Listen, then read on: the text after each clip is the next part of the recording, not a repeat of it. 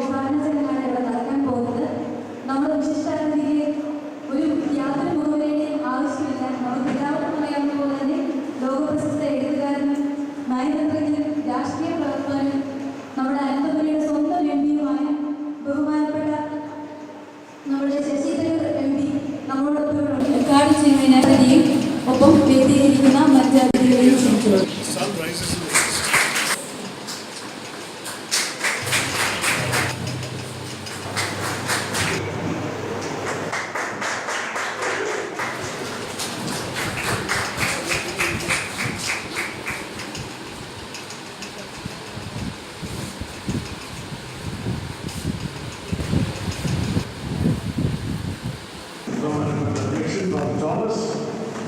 Dr. Benedict, Dr. Alina, Rahul, Union President, ഇവിടെ ഇരിക്കുന്ന എല്ലാ സഹോദരിമാരെ, വിദ്യാർത്ഥികളെ, ടീച്ചേഴ്സ്, മീറ്റിംഗ് ടീച്ചേഴ്സ് എല്ലാവരും എൻ്റെ വീടുമായി നമസ്കാരം. ഞാൻ വലിയ സന്തോഷത്തിൽ എത്തിയിട്ടുണ്ട്. പക്ഷെ ദീർഘ സമയമില്ല. 2-3 പോയിന്റ്സ് particularly നിങ്ങളൊക്കെ പങ്കെടുക്കാൻ ആഗ്രഹിച്ചു. വിമൻസ് ഡേ കുറച്ച് താമസിച്ചു പോയി. 8-ാം തീയതി ആയിരുന്നു. പക്ഷെ വിമൻസ് ഡേ നമ്മളെ ചിന്തിക്കാൻ പ്രേരിപ്പിക്കുന്ന ഒരു ദിനമാണ്. ഒരു ദിനത്തിൻ്റെ ആഘോഷം മാത്രം പോയാൽ എനിക്ക് വിശ്വാസമാണ്. കാരണം ഞാൻ എപ്പോഴും പറയും, എല്ലാ ദിനവും ശരിക്കും വിമൻസ് ഡേ ആവും. നമ്മൾ ഒരു ദിവസം മാത്രം മഹിളകളെ കുറിച്ച് സംസാരിച്ചിട്ടും ചർച്ച നടത്തിയിട്ടും ഇവൻസ് നടത്തിയിട്ടും നമ്മുടെ ഗവൺമെൻറ് ഓർഗനൈസേഷൻ ചെയ്യും. കാരണം ഇത് അന്യായമാണ്. ലോകം മുഴുവനും പ്രത്യേകിച്ച് നമ്മുടെ രാജ്യത്ത് കാണുന്ന വിമൻസ് റോൾ വിമൻ ട്രീറ്റ്മെൻറ്റ് ശരിക്കും നോക്കുകയാണെങ്കിൽ സമത്വം എന്ന് പറയുന്നത് it's very easy talk about policy. പക്ഷേ സമത്വം ശരിക്കും നമ്മുടെ സോഷ്യൽ റിലേഷൻസായിരുന്നു കൊണ്ടുവരുന്നത്. ഞാനൊരു IAS ഓഫീസർ സംസാരിച്ചു. അദ്ദേഹം പറയുന്നത് അദ്ദേഹത്തിൻ്റെ സ്വന്തം സഹോദരിമാരും ഭർത്താവ് 2 പേരും ഡോക്ടർമാരും, 2 പേരും ഒരേ ജോലിക്ക് ഒരേ ആശുപത്രി, 2 പേരും ഒരേ സമയത്ത് ജോലിക്ക് പോകുന്ന ഒരേ സമയത്ത് ജോലി തിരിച്ചു വരും. പക്ഷേ തിരിച്ചു വന്നു കഴിഞ്ഞാൽ ഭർത്താവ് സുഖമായി ടെലിവിഷനിൽ കാലിൽ വിരിച്ചിട്ട് TV കണ്ടുകൊണ്ടിരിക്കുന്നു, സോഫയിൽ കാലിൽ TV കണ്ടുകൊണ്ടിരിക്കുന്നു. ഭാര്യ അവിടെ പോകുന്നു, ഭക്ഷണം ഉണ്ടാക്കുന്നു, കുട്ടിയെ നോക്കുന്നു. ഭാര്യയുടെ ജോലി ചെയ്യുന്നില്ല. ഇത് സമത്വമാണ്. നമുക്ക് ഒരു പ്രൊഫഷണൽ മേഖലയിൽ സമത്വം കൊടുത്താൽ മാത്രം പോരാ. പല വിധത്തിലും സമത്വത്തിൻ്റെ വെല്ലുവിളി നമ്മൾ ശരിക്കും.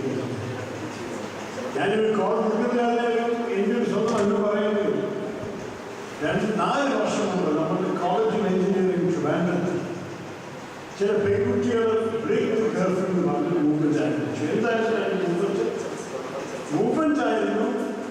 കോളേജ് ഓഫ് എഞ്ചിനീയറിംഗിൻ്റെ നിയമപ്രകാരം എല്ലാ പെൺകുട്ടികളും ഹോസ്റ്റലിനകത്തേക്ക് വായിക്കണം 6 മണി മുമ്പ്. എല്ലാ പുരുഷന്മാർക്കും 9 മണി വരെ സംബന്ധിച്ചു. അപ്പോൾ ഇതൊരു അന്യായമാണ്. അവരിതുകൊണ്ട് നിങ്ങൾക്കില്ലാത്ത അവകാശമുണ്ട്. അപ്പോൾ പെൺകുട്ടികൾ ഒരു സമരം ആരംഭിച്ചു. വലിയ പിന്തുണ ആവശ്യത്തിന് 100% പിന്തുണ കൊടുത്തു. ആ കാലത്ത് കോളേജ് ഓഫ് എഞ്ചിനീയറിംഗിൻ്റെ പ്രിൻസിപ്പൽ മഹിള തന്നെയായിരുന്നു ഡോക്ടർ ഷീല. പിന്നെ ഡോക്ടർ ഷീലയെ കുറിച്ച് പറഞ്ഞത് തന്നെയാണ് നമ്മൾ ശരിയാക്കുക. എന്താണ് നമ്മൾ ഇങ്ങനൊരു അൺഈക്വൽ റൂളിനെ പ്രഖ്യാപിക്കുന്നത് വന്നപ്പോൾ അവർ പറഞ്ഞു, MP എനിക്ക് ഇതിനെക്കുറിച്ച് ഒന്നും ചെയ്യാൻ സാധിക്കില്ല. കാരണം ഇവിടെ പ്രൊട്ടസ്റ്റ് ചെയ്യുന്ന വിദ്യാർത്ഥികളുടെ സ്വന്തം അച്ഛനമ്മമാർ, സ്വന്തം പേരൻസ് ഈ റൂളിനെ മാറ്റുന്നതാണ് ആവശ്യം. അപ്പോൾ 4 വർഷം കൊണ്ട് ഞങ്ങൾക്ക് പരാജയമാണ് ഈ വിഷയത്തിൽ. പക്ഷെ ഭാഗ്യത്തോടെ 4 വർഷം കഴിയുമ്പോഴേക്കും പുതിയ ഒരു ഗ്രൂപ്പ് ഓഫ് കുട്ടികളും ഈ തവണ അവരോടൊപ്പം ആൺകുട്ടികളും പുരുഷന്മാർ വിദ്യാർത്ഥികളുമായിട്ട് കൂടി വന്നിട്ട് ഒരുമിച്ച് ഒരു ജോയിന്റ് അപ്പീൽ, ആസാദി എന്ന പേരിൽ അതിന് അപ്പീൽ നടത്തിയിട്ട് കോളേജ് എഞ്ചിനീയറിംഗ് ട്രിവാൻഡ്രം മാറി ഇപ്പോൾ എല്ലാവരും വളരെ ഉന്നതമില്ല. ഇതൊരു ചെറിയ വിജയം പോലെ തോന്നുന്നു. പക്ഷേ അതിൻ്റെ ഒരു ലാർജ് സ്റ്റോറി എന്താണ്? നമ്മുടെ സാമൂഹ്യത്തിനകത്ത് ഒരു ഇൻബിൽറ്റ് ഇൻഇക്വാലിറ്റി കാണും. പല അച്ഛനമ്മമാരും കൂടി ഞങ്ങളുടെ പെൺകുട്ടികളെ വേറെ രീതിയിൽ ട്രീറ്റ് ചെയ്യണമെന്ന് പറയുമ്പോൾ അവിടുന്നാണ് ആരംഭിക്കുന്ന നമ്മുടെ ചില ബുദ്ധിമുട്ട്. അപ്പോൾ സമത്വം ആഗ്രഹിക്കുന്ന എല്ലാവരും ഇതിന് സാമൂഹ്യത്തിൽ ഒരു മാറ്റം കൊണ്ടുവരാൻ ആവശ്യം. നമ്മുടെ പോകാനുള്ള എന്തായാലും ഞാൻ ഇതെല്ലാം പറയുമ്പോൾ ഒരേ നമ്മുടെ ഇന്ത്യയിലെ ഒരു പാരഡോക്സ് എന്നതിലായാലും പറയുന്നത് ഒരു വിധത്തിൽ നമ്മുടെ നാട്ടിലാണ് എല്ലാവരും വെച്ച് കൂടുതൽ പ്രോഗ്രസ് ഉണ്ടായിരിക്കുന്നത് മഹിളകൾക്ക്. ഒരേ സമയത്ത് നമ്മുടെ നാട്ടിലാണ് എല്ലാം വെച്ച് കൂടുതൽ ഡിസ്ക്രിമിനേഷൻ ഉണ്ട്. പ്രോഗ്രസ് പുരോഗതി എന്ന് പറഞ്ഞാൽ നമ്മുടെ ലോകത്തിൻ്റെ ആദ്യത്തെ ഒരു വുമൺ അഡ്വക്കേറ്റ്, ലോ പഠിച്ച ഈ ആംഗ്ലോ സാക്സൺ വേൾഡിൽ ലോ പഠിച്ച ഒരു വ്യക്തി, ഒരു മഹിളായിരുന്നു. അത് ഇന്ത്യൻ മഹിളായിരുന്നു, കൊർണീലിയ സ്വരാജ്. അതിൽ ഓക്സ്ഫോർഡിൽ പോയിട്ട് 1866 ലോ ഡിഗ്രി കംപ്ലീറ്റ് ചെയ്തു. ആ കാലത്ത് ഓക്സ്ഫോർഡ് യൂണിവേഴ്സിറ്റിയിൽ പെൺകുട്ടികൾക്ക് ഡിഗ്രി കൊടുക്കാനുള്ള പ്രാക്ടീസ് ഉണ്ടായിരുന്നില്ല. കോൺവൊക്കേഷൻ ആളുകളെ മാത്രമേ കേട്ടിട്ടുണ്ടായിരുന്നു. അപ്പോൾ ഇവർ 1866 പാസ്സായ ശേഷം അവർക്ക് ഡിഗ്രി സർട്ടിഫിക്കറ്റ് ഇല്ലാതെ ഇന്ത്യയിൽ തിരിച്ചു വന്ന് ലോ പ്രാക്ടീസ് ചെയ്യുന്നുള്ളൂ. ഇത് 1992 മാത്രമേ അവർ കോൺവൊക്കേഷൻ സർട്ടിഫിക്കറ്റ് കൊടുത്തുള്ളൂ. അത്ര നിറഞ്ഞാണ് ഒരു മഹിള ആരോഗ്യമുണ്ടാകുന്നത്. ലോകം മുഴുവൻ ചെയ്യുന്നുണ്ട് ഇന്ത്യയെ സംബന്ധിച്ച്. അതുപോലെ തന്നെ ആദ്യത്തെ മഹിള ഡോക്ടേഴ്സിൻ്റെ എണ്ണം നമ്മുടെ ഇന്ത്യയിലായിരുന്നു. ആദ്യത്തെ മഹിള പൈലറ്റ്സ് എയർപ്ലെയിൻ ആരംഭിക്കുന്ന സമയത്ത് തന്നെ മഹിളകൾ പ്ലെയിനുകൾ പൈലറ്റ് തുടങ്ങി. ഇപ്പോഴത്തെ ഈ വർഷത്തെ ഗ്ലോബൽ ഫിഗേഴ്സ് നോക്കിയാൽ എല്ലാം വെച്ച് കൂടുതൽ number of women pilots per ഒരു രാജ്യത്തിൽ 100 പൈലറ്റ് ഉണ്ടെങ്കിൽ അതിൽ എത്ര പൈലറ്റ്സ് മഹിളാണ്? ആ ശതമാനം നോക്കുകയാണെങ്കിൽ ഇന്ത്യയാണ് ഒന്നാം സ്ഥാനം. ഗ്ലോബൽ ആവറേജിൻ്റെ ഓർമ്മ പ്രകാരം പിന്നെ 100 പൈലറ്റ്സ് 100 പൈലറ്റ്സാണ് മഹിളകൾ. ഇന്ത്യയിൽ 6 or 16 വലിയൊരു വ്യത്യാസമുണ്ട് ഇന്ത്യ രാജ്യത്ത്. ആ ലോകത്തിൻ്റെ ആദ്യത്തെ മഹിളാ പ്രധാനമന്ത്രി നമ്മളായിരുന്നു, രണ്ടാമത്തെ നമ്മുടെയായിരുന്നു. ലോകത്തിൻ്റെ ആദ്യത്തെ മഹിളാ രാഷ്ട്രപതി നമ്മളായിരുന്നു കൂടി, 4ാമത്തെ 5ാമത്തെ നമ്മളായിരുന്നു. അപ്പോൾ പല വിധത്തിൽ നമ്മൾ മുന്നോട്ട് നിൽക്കുന്ന ഒരു രാജ്യമായിട്ട് കാണാം. പക്ഷെ ഒരേ സമയത്ത് ഭൂരിപക്ഷം മഹിളകൾ സഹിക്കുന്ന ബുദ്ധിമുട്ടുകളും അവർക്ക് ഉള്ള എല്ലാ വിധത്തിലും ഡിസ്ക്രിമിനേഷൻ ഡിസബിലിറ്റി കാണുമ്പോൾ നമുക്ക് വലിയ ദുഃഖമാണ്. ഒരു വിധത്തിൽ ഞാൻ പറഞ്ഞ കാര്യങ്ങളൊക്കെ അത് നമ്മുടെ മനസ്സിലേക്ക് കഴിയും. ഓർമ്മയുണ്ട്, ഒരു ഗ്ലോബൽ ജെൻഡർ ടെസ്റ്റ് നടത്തി 67 11 വയസ്സായിട്ട് സ്കൂളിൽ ഇരിക്കുമ്പോഴായിരുന്നു ഈ ടെസ്റ്റ്. 10-12 വയസ്സായ കുട്ടികൾക്ക് ചെയ്തതാണ്. ഒരു 8-9 രാജ്യത്തിൽ ചെയ്തു. ഒരേ ചോദ്യം പല രാജ്യങ്ങളിൽ ചോദിച്ചിട്ട് കുട്ടികളുടെ ഉത്തരം ഉണ്ടാകും. ഒരു ചോദ്യം കുട്ടികൾ ഓർമ്മയില്ല. ഒരു കഥയാണ്. ഒരു ആളും അദ്ദേഹത്തിൻ്റെ അച്ഛനും ഭാരതത്തിൽ ഹൈവേയിൽ ഡ്രൈവ് ചെയ്യുമ്പോൾ ഭയങ്കര ആക്സിഡൻറ്റ് സംഭവിച്ചു. അച്ഛൻ വെരി സീരിയസ് ഇഞ്ചുറിയായി. അച്ഛനെ ഉടനെ ആംബുലൻസിൽ ആശുപത്രിയിൽ കൊണ്ടുപോയി. ICUവിൽ ഓപ്പറേഷൻ നടത്തുകയായിരുന്നു.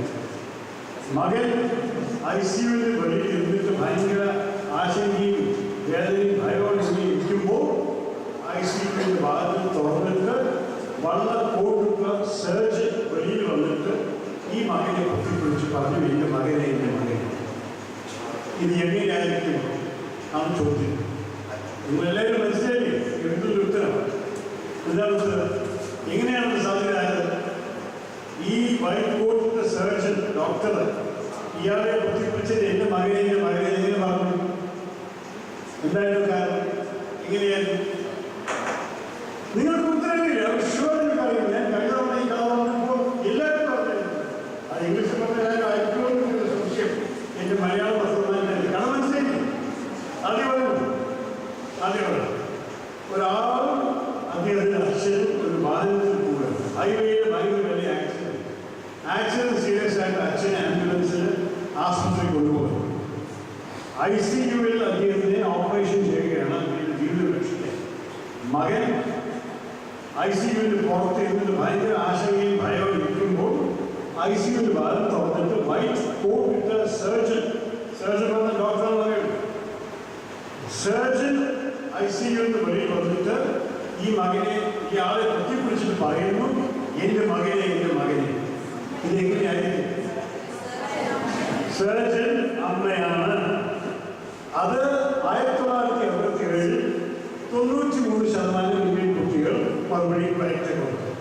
ഒരേ സമയത്ത് ഒരേ ചോദ്യത്തിൻ്റെ ഒരേ വർഷത്തിൽ അമേരിക്കക്കാര് 3% കയറ്റി. കാരണം അമേരിക്കയിലെ ഒരു മഹിളാ സർജൻ ആവാൻ സാധിക്കുന്ന അവർക്ക് പ്രതീക്ഷിക്കാൻ സാധിക്കാത്ത ഒരു വിചാരമായി മാറ്റി. പക്ഷെ നമ്മളുടെ കുട്ടികളെ അമ്മമാരെയും ചേച്ചിമാരെയും മഹിളകളെയും ഡോക്ടറെ കണ്ടിട്ട് കുറേ വർഷങ്ങൾ പെട്ടുകൊണ്ട് ഇതാണ് ഒരു അതിശയം. നമ്മുടെ ഇന്ത്യൻ പാരഗ്രാഫിനെ കുറിച്ച് പറയുമ്പോൾ നമുക്ക് മഹിളകൾ ഇതൊക്കെ ചെയ്യുന്നത് കാണാം. നമ്മുടെ ക്ഷേത്രത്തിൽ പോയിട്ട് ദേവിയെ പ്രാർത്ഥിക്കാം. വീട്ടിലെ അമ്മയുടെ ഏതെങ്കിലും ഒരു മനുഷ്യബന്ധം പറഞ്ഞാൽ നമ്മൾ അമ്മയ്ക്ക് വേണ്ടി സംഘർഷിക്കുന്നതാണ്. പക്ഷേ ഇതെല്ലാം ചെയ്തിട്ടും കൂടി നമ്മുടെ നോർമൽ സോഷ്യൽ ലൈഫിൽ മഹിളകളെ ഈക്വലായിട്ട് കാണാൻ എന്തുകൊണ്ടാണ് ഇത്ര ആളുകൾക്ക് ബുദ്ധിമുട്ട്? ഇതാണ് വലിയൊരു ചോദ്യം, ഒരു ആറ്റിറ്റ്യൂഡിനൽ ഇഷ്യൂ ആണ്.